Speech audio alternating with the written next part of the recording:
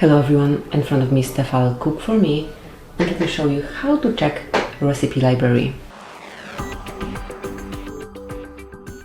So from main panel, mark recipe library, and here you can search for some particular recipe. So you can either use one from those, or if you want to search, click on search button, and you can either look for it via course, so it can be dessert, starter, whatever.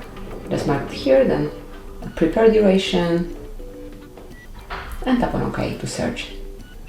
And here you've got the option for you.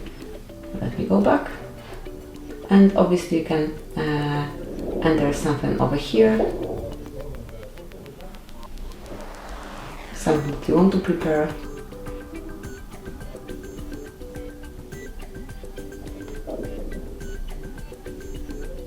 Okay, one more time, N, A, and OK.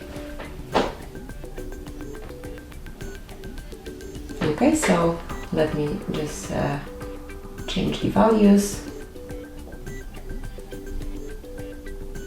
and here we've got the option dedicated to tuna that I added there. So this is it. This I can search for some particular recipe or an inspiration. Thank you for watching. Please subscribe our channel and leave the thumbs up.